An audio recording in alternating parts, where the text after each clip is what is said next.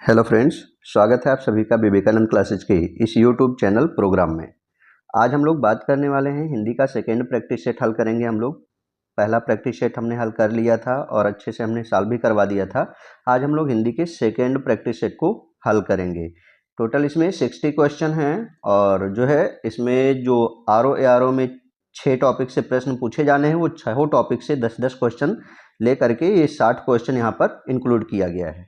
तो आइए प्रश्न करते हैं, फिर अंतिम में हम लोग देखते हैं कि कितने प्रश्न आपके सही हो रहे हैं। पहला क्वेश्चन है कि अनुनासिक का विलोम क्या है। अनुनासिक का विलोम क्या हो जाएगा? निर्नुनासिक। विकल्प ए सही हो जाएगा।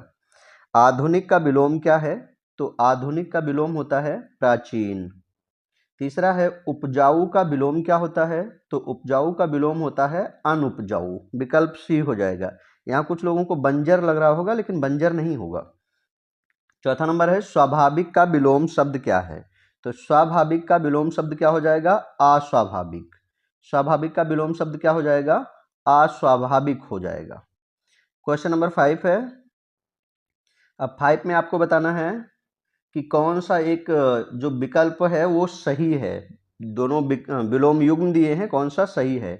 नूतन का पुरातन, जोड़ का मेल, निषिद्ध का तुच्छ और कर्कश का खुरखुरा। तो इसमें से कौन सा सही है? तो पहला सही है, नूतन का होता है पुरातन। नूतन मतलब होता है नया, पुरातन मतलब पुराना। 6 नंबर है कि भाव का विलोम क्या हो जाएगा? तो भाव का विलोम क्या होता है? विभाव होता है। रथी का विलोम क्या होगा? तो रथी का विलोम हो जाता है विरथी। रथी का विलोम क्या हो जाएगा? तो रथी का विलोम हो जाएगा विरथी। 7 का सी नंबर सही हो जाएगा। रोपण का विलोम शब्द कौन सा है? तो रोपण का होता है क्या? उन्मूलन। रोपण का मतलब होता है लगाना, उन्मूलन का मतलब होता है खत्म करना।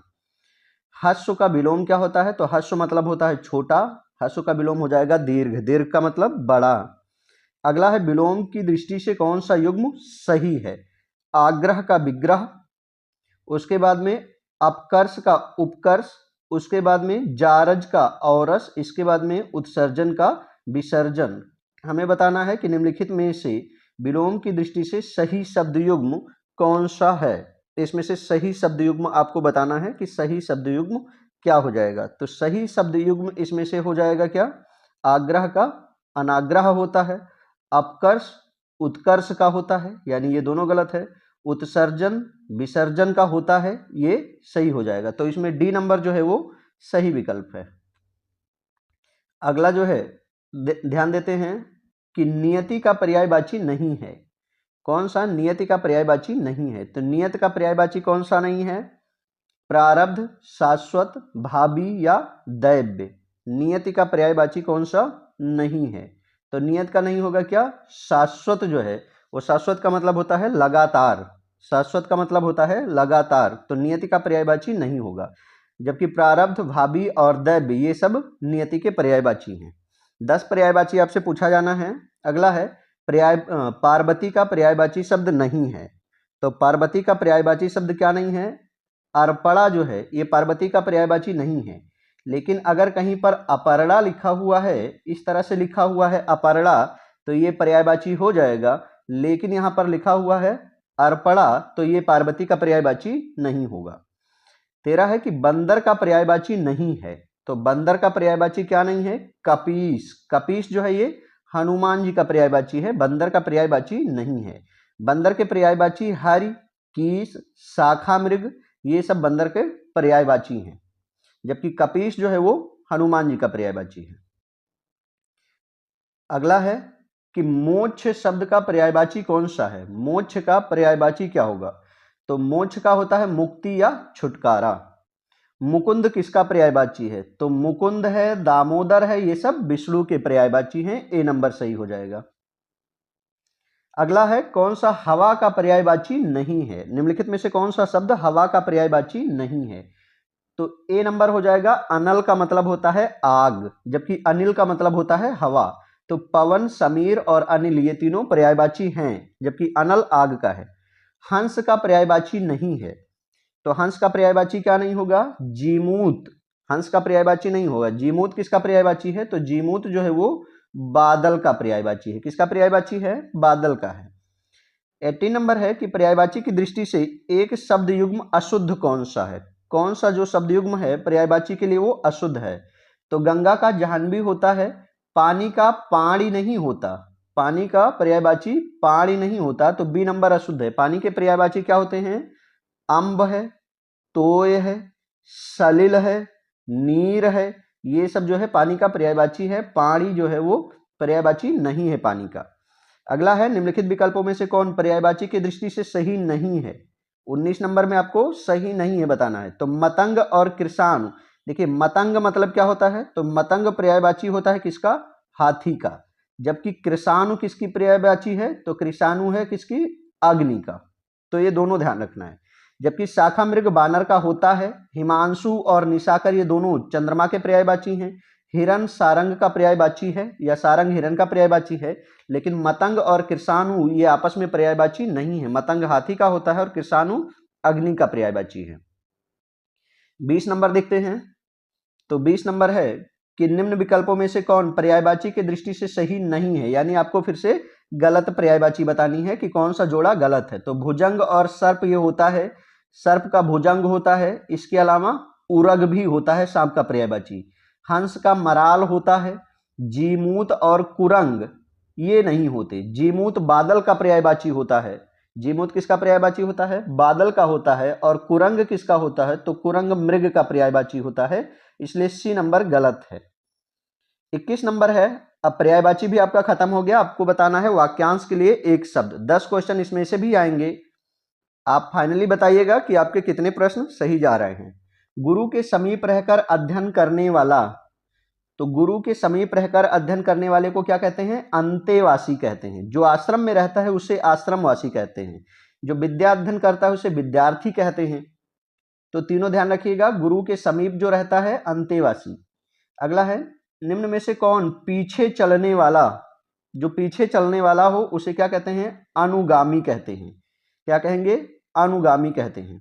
जिस पेड़ के पत्ते झड़ गए हों, जिस पेड़ के पत्ते झड़ गए हों उसे क्या कहते हैं, अपत कहते हैं।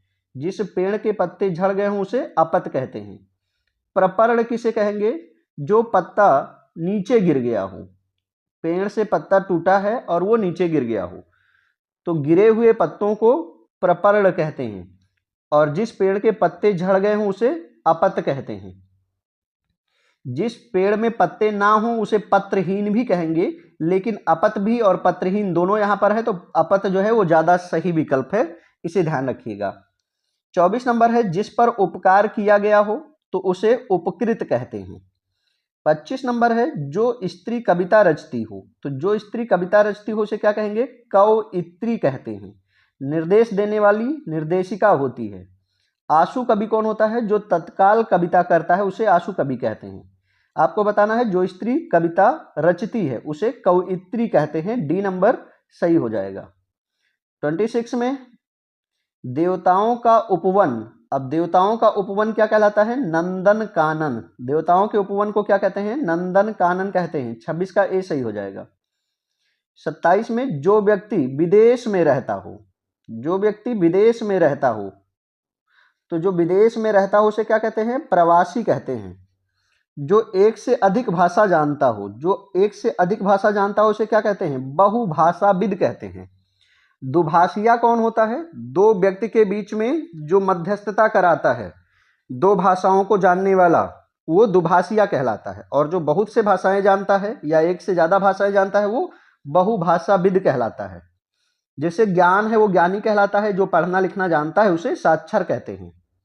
अगला है जो पसीने से उत्पन्न हुआ हो उसे क्या कहेंगे, स्वेदज कहेंगे। जो खुद से उत्पन्न हुआ हो स्वयंभू कहेंगे। जो अंडे से उत्पन्न हुआ हो अंडज कहेंगे।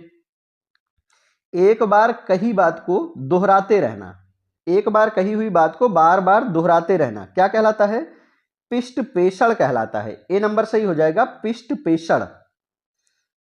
31 है कि निम्नलिखित में से कौन सा युग्म तद्भव तत्सम की दृष्टि से सही नहीं है। अब आपको तद्भव तत्सम के 10 क्वेश्चन मिलेंगे, बताना है तद्भव तत्सम के सही नहीं है। तो गिनना का गणना, गौना का गमन, खोदना का छोदना, पिशन का प्रेषण, डी नंबर सही नहीं है। पीसन का मतलब होता है पीसना, और जबकि प्रेषण का मतलब होता है भेजना। तो ये डी नंबर जो है ये गलत है, ध्यान रखिएगा। अगला है 32 है कि मां का तत्सम रूप क्या है। तो मां का तत्सम रूप क्या होता है, मात्र होता है।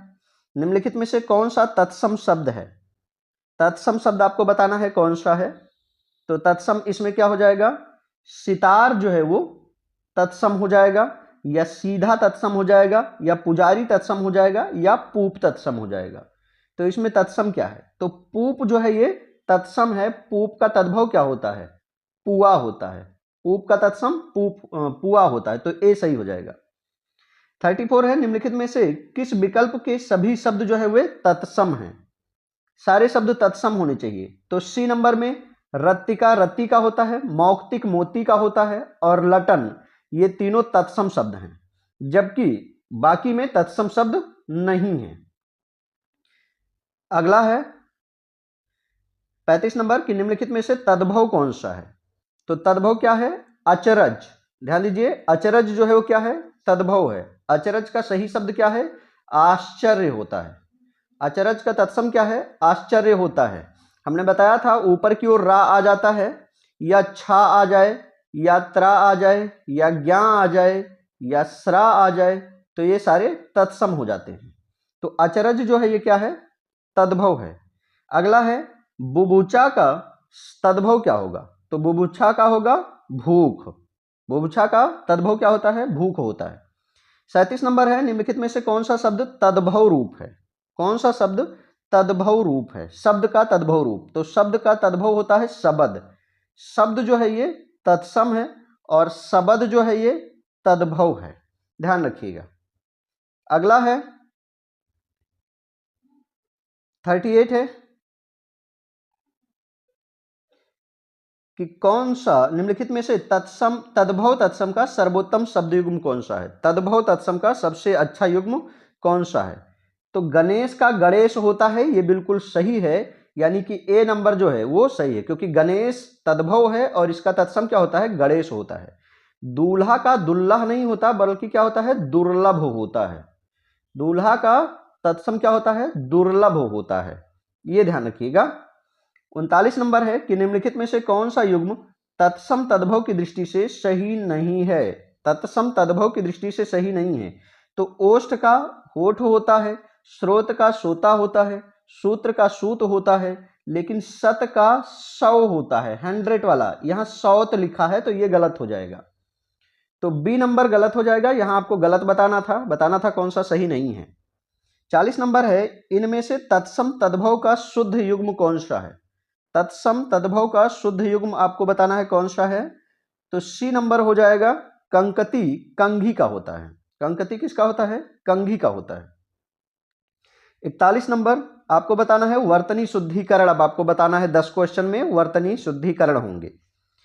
निम्नलिखित में से शुद्ध वर्तनी वाले शब्द का चयन कीजिए। तो शुद्ध वर्तनी किसकी लिखी हुई है, वस्तुकला नहीं होता, क्या होता है, वास्तुकला होता है। तो ए नंबर गलत लिखा हुआ है। अनुकूल नहीं होता, अनुकूल होता है, यानी ना पे छोटाऊ का मात्रा रहेगा, तो ये भी गलत लिखा हुआ है। सी नंबर सही लिखा हुआ है आभरण। आभरण जो है ऐसे ही लिखा जाएगा।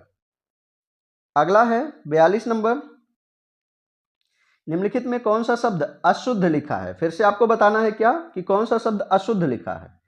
ए नंबर अशुद्ध लिखा है। इस तरह से चिन्ह नहीं लिखा जाता। चिन्ह कैसे लिखा जाएगा, इस तरह से चिन्ह लिखा जाता है, यानी हा बीच में रहेगा और उसके नीचे हलंत लगा देंगे, तो इस तरह से चिन्ह लिखा जाएगा। या फिर चिन्ह ऐसे भी लिखा जाता है, ऐसे भी चिन्ह लिखा जाता है, ठीक है। तो आधा ना बीच में जहां आ जाता है वो गलत होता है।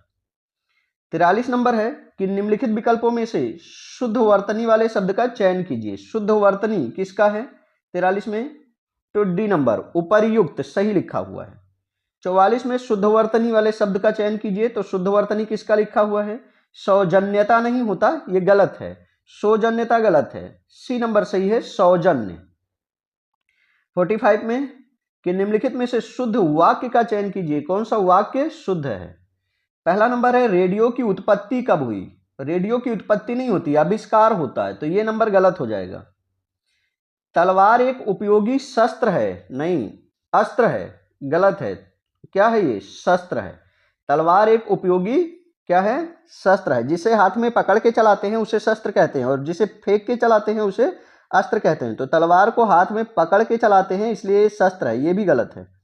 मैं प्रतिदिन पानी से पौधों को सींचता हूँ, ये गलत है, क्योंकि पानी से नहीं रहेगा बीच में। मैं प्रतिदिन पौधों को सींचता हूँ, ये अपने आप क्लियर हो जा रहा है। हर कोई पौधों को पानी से ही सींचता है, तो इसको कहने की जरूरत नहीं है। वे मुस्कुरा दिए, डी नंबर ये बिल्कुल सही है। तो 45 का डी सही हो जाएगा। कहाँ गलत हो रहे हैं इनको भी ध्यान में जरूर रखिए।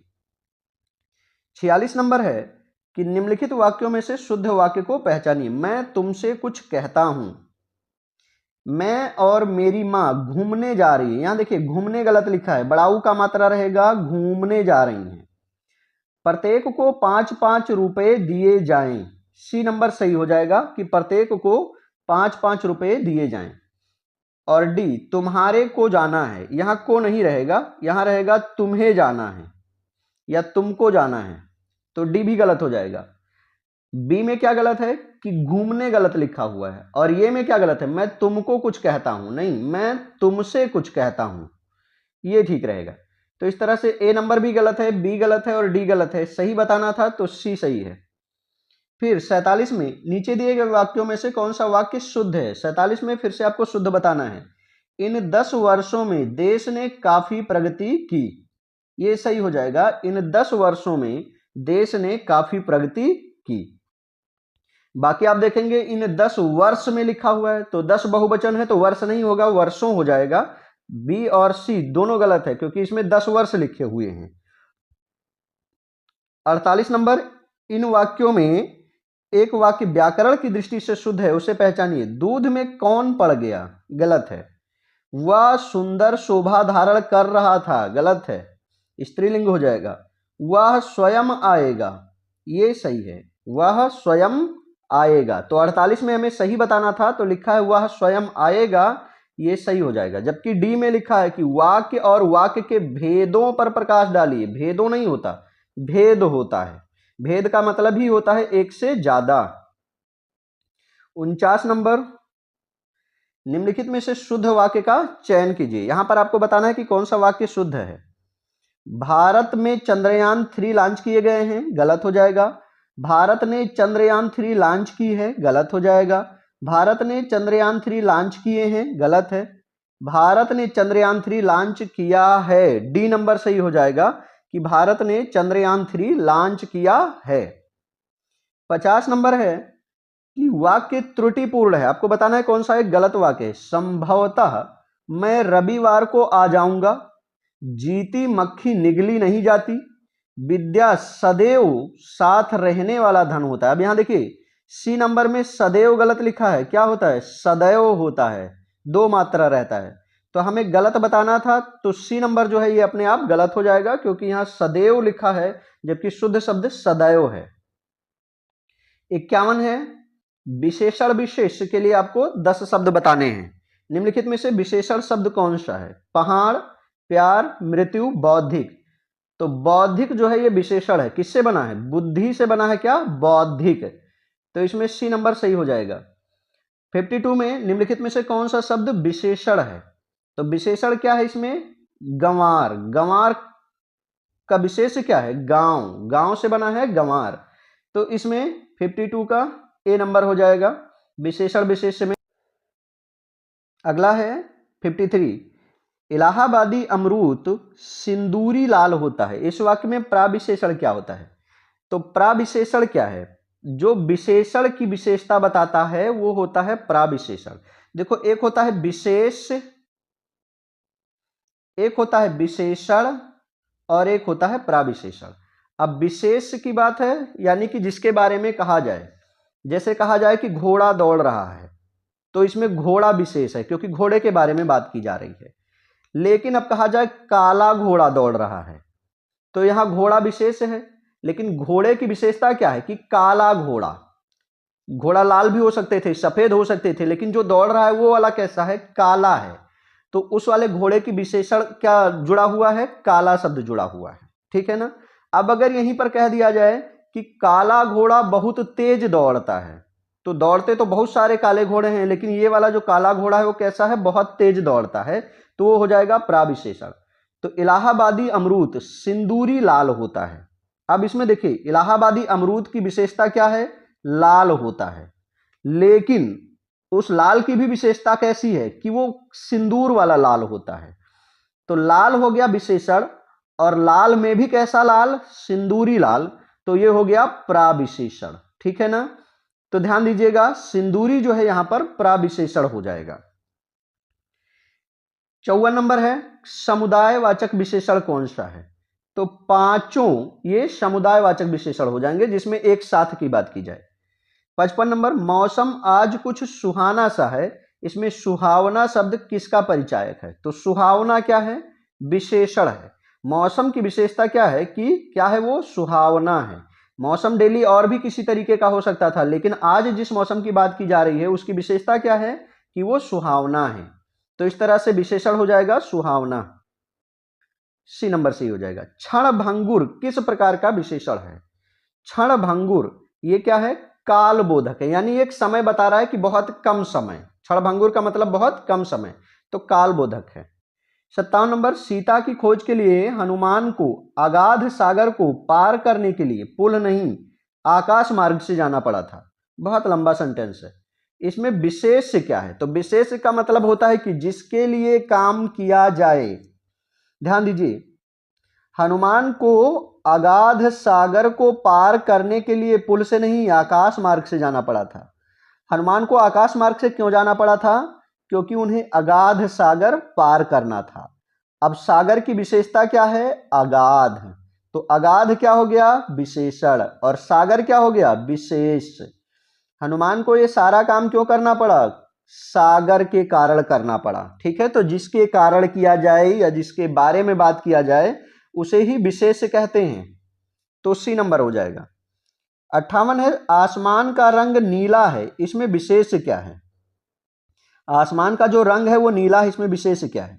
तो ध्यान दो नीला कौन है, आसमान, यानी नीला जो है वो किसकी विशेषता बता रहा है, आसमान की विशेषता बता रहा है। तो आसमान क्या हो जाएगा, इसमें विशेष हो जाएगा, और नीला क्या हो जाएगा, उसकी विशेषता हो जाएगी, विशेषण बन जाएगा। ठीक है ना, तो विशेष बताना था, तो आसमान का रंग नीला है, इसमें आसमान विशेष है और नीला क्या है, विशेषण है। अगला है निम्नलिखित में से किस विकल्प के सभी शब्द विशेषण हैं। सारे के सारे शब्द विशेषण हों तो ए नंबर सही हो जाएगा। क्षण से बनता है क्षणिक, सुख से सुखी, और समय से सामयिक बनेगा। ठीक है, अगला है 60 नंबर विशेषण विशेष की दृष्टि से कौन सा युग्म सही नहीं है।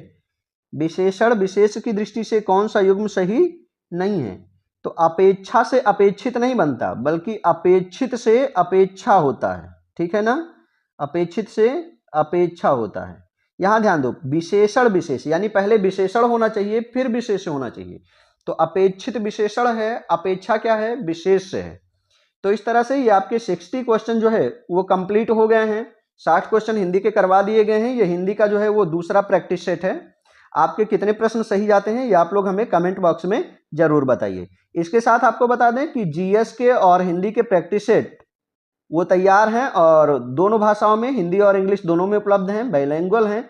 तो जिनको चाहिए जीएस के प्रैक्टिस सेट वो ले सकते हैं दोनों भाषाओं में, और हिंदी के प्रैक्टिस सेट भी आप ले सकते हैं।